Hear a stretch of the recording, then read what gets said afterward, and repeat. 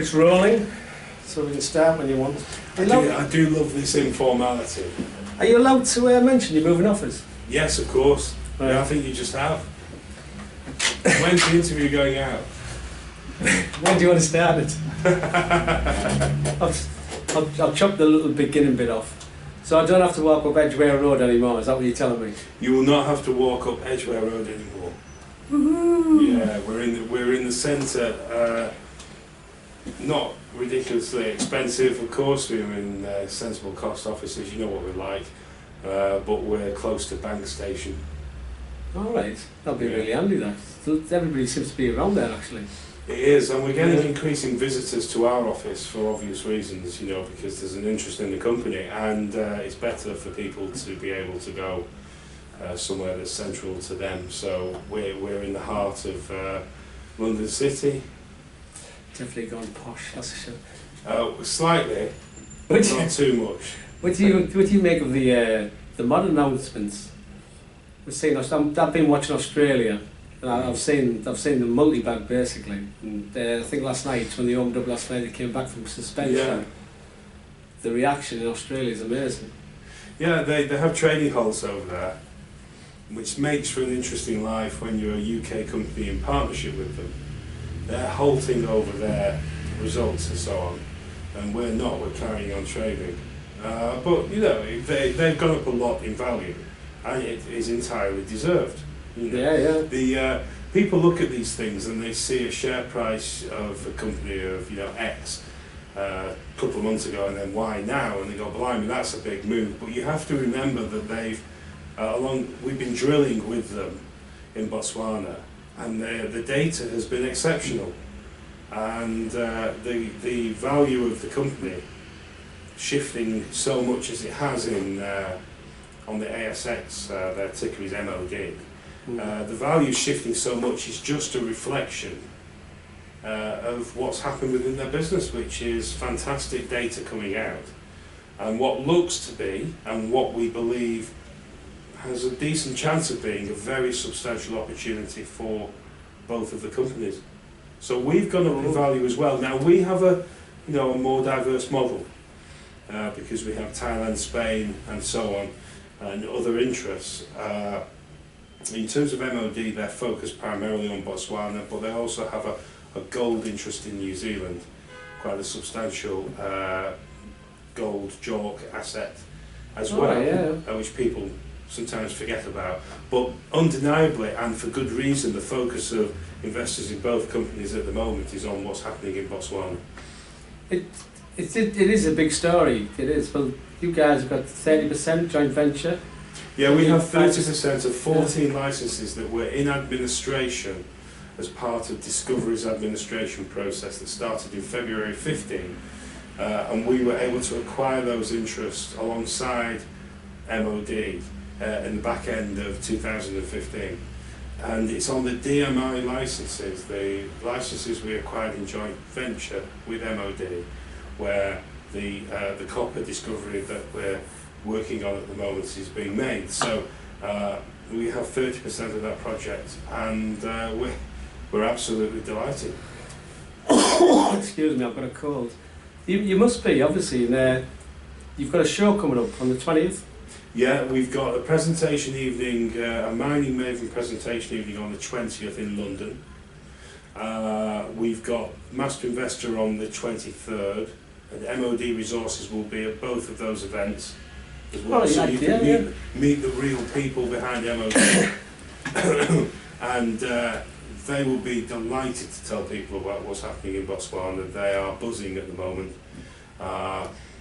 as are we. And then we're back for the UK Investor Show on the 30th, and in between, I think immediately after Master Investor, we go and we disappear to Heathrow Airport, and we're off. The team are going off to Thailand for that week, coming back on the Friday ready for the UK Investor Show. Because we have something in Thailand as well, and it's something very substantial building in Thailand. We just signed a standstill agreement with the owners of the silver lead zinc mine. This is a significant opportunity.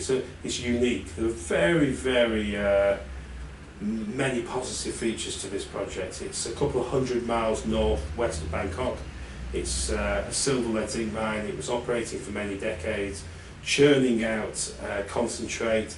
The situation in Southeast Asia shows quite clearly that there is an impending deficit in zinc concentrate. And we all have our opinions about what will happen with the silver price in the silver market, and I think most people appreciate there's a good chance of the price of silver going up considerably as well. So we could have two commodities there with the silver and the zinc that are facing significant price increases. The mine is extensive. It was operating, as I say, for many decades. There is a full processing plant on the site. Infrastructure is almost entirely there. We need to do some work with the infrastructure, need to do some work with the refurbishment of the mine, and we need to get the permits in place to enable us to bring the mine back into production. But the aim is to form a joint venture agreement with the owners of the mine, undertake the permitting, get the mine refurbished, get it producing, bring 400 jobs back over the life of mine into that local area, rejuvenate the area, start producing some significant amounts of concentrate as quickly as we can. So that Thai opportunity, which has been building for quite some time, and I've been following it. It's really starting to get interesting now. And Thailand is such a wonderful place in terms of mineral opportunity, and we're looking at a whole heap of different things. We have a range of existing interests within the business, and we're looking at more. And we think there is a real possibility of building a substantial mineral business in Thailand. The proposed changes from a legislation, regulatory perspective, from our perspective, we think are excellent. There are obviously a range of things within the proposed changes, and we need to go through each of them and make sure that we're positioned in the right way to address the changes planned. But we're really, the team in Thailand who understand Thai law and how business is done in Thailand on a day-to-day basis are really pleased, and they think it's a really proactive step forward. So from commodity perspective, mineral potential perspective, the operating environment perspective, which actually is great at the moment anyway, but is potentially about to get better, it's a fabulous opportunity for us. So we're working hard in Thailand. We're back again at in a week or so's time. Lots more work to do, and hopefully there'll be a lot more news to market following the work that we're doing, and not too far away, one hopes anyway. Because when we spoke previously, you've always said if one asset comes in, that would be fantastic. Botswana thing's looking really interesting at the moment. And I know you're working really hard under Thailand. So then that in return starts drawing attention to you. Yes. And I'm not talking about retail investors, you know what I mean? That people will start paying attention to see what you've got and what your assets are. We are without question drawing attention. I know that. Because we get lots of contacts, we're offered money all the time. We're fortunate because our working capital position is the best it's ever been. It helps when you have an expanding business model at the bottom of the market, if you have a few million quid of working capital. And you can actually you can make decisions and do things without thinking, blimey, when's the next placing coming? Because I know there's plenty of people in the market who like to speculate about placings to try and bring the share price down. Evil little buggers that they are, but of course they have an economic agenda. It's the market, it's the market work. Or they're a bit thick, in fairness, because they pretend they're acting in the interest of investors by speculating on placings. But if one assumes that companies are trying to do placings, then you want to give them the best shot at doing a decent price placing. If you speculate about a placing, then the share price comes down, the pressure is applied on the stock, and the placing price that the company can ultimately achieve is much lower. So all of these smart people, supposedly, comment on placings and speculate, either want to make more money for themselves by reducing the price of a stock for whatever reason, maybe they're short and that kind of thing, or they want, or they're simply stupid. I think you've covered that there. Sorry about that. It's Is one it thing check? that it does get my goat, because in our company we're raising working capital without doing heavily discounted placings. Well, you've got warrants and everything, and as the story's gone on, they've kicked in. Yeah. For me, it was self-explanatory. I could see the business model, and I kept telling everybody, people have got warrants, so when it goes up, that generates more cash, it goes on, and that's how we work. You don't have to go outside. And when you have a project like Botswana, and if you look at the technical information on Botswana from a technical perspective, you know what's emerging here. This is not a small asset. This is not something that might be worth a little bit of money. If the drilling data continues in the way that it has so far, and we believe there's every chance, that it may well do, then this, we believe, I have to say we believe, of course, under the rules and regulations, we believe we have a substantial opportunity. And we're not surprised by it, we're not stunned by it, because we knew when we were going in that this was a great opportunity. Market can look at how we're approaching this, because we've gone from one reverse circulation rig which started in March, and now we have 3 rigs, and 2 of them are diamond rigs on the site drilling away. Our competent person went out there a week ago to have a look at what's happening on the ground, make sure everything with the diamond drilling and so on is working as it should, make sure everything is efficient and proper, and he's pleased with what he's seen, and we've reported that to market. The job's been done very well. It's been done properly. The targets are extensive. The drilling data to date is exceptional. The opportunity forward potential on Botswana is significant. So we're focused on doing as much work as we can, as many drill holes as we can, as quickly as we can to build the data. We're kind of now on the radar. And when you go on the radar with this type of asset, and you know that the larger firms will start to engage and to look at what's going on, you want to build your value very, very quickly. Because each drill hole that produces data, as we've seen in the announcement today on 14th of April, add into the mix, will increase the value of this project tremendously. And so we're focused on drilling more and more and more. We will draw attention. I understand the logic behind what you're doing, actually. Yeah, and we have to act quickly. Now, on the financing side of things, we are drawing attention all the time. I think we might have spoken about this before, but we have offers of finance of all different types, quite regularly at the moment. We are really well placed financially. We turn down offers of finance, not on a daily basis, but 2 or 3, probably a week. Yeah. It's understandable that people want to invest in this type of proposition. Will we raise more money? Yeah, possibly, at the right time at some point in the future. Do we need to raise now? No. We've not raised in 15 or 16 when we needed to, because we were desperate, because it's the worst thing you can possibly do. We've raised when we had sensible terms proposed. We're extremely comfortable now, so we can wait a long time, and who knows what will happen with regard to our interests. You may not be here. Along. But, yeah. That's killed you. I'm full of cold. No, but you know what I'm saying? I'm worse than you. Well, one hopes that we may not be here. That there is a possibility. Yeah. I can't deny there is a possibility when you have this type of interest building that anything can happen. But we don't work on that basis. Yeah, of course not. We work on the basis of, this is a real simple thing at the moment. This is stick drill holes in the ground and collect data. Very, very simple. And that's what we're doing. But target it on the best areas of these licenses. And obviously T3 has drawn a tremendous amount of interest, but it's not the only one out there. There are plenty of different targets to go at. You were always wedged in between the companies.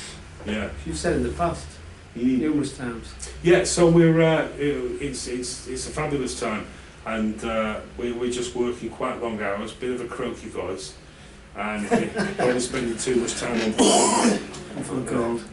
spending too much time on planes and zipping about doing different things. But we really feel this business building and growing now, and we're hugely enthused by it. And if we get it right, we will make a lot of money from it, as long as we find the right exit strategy.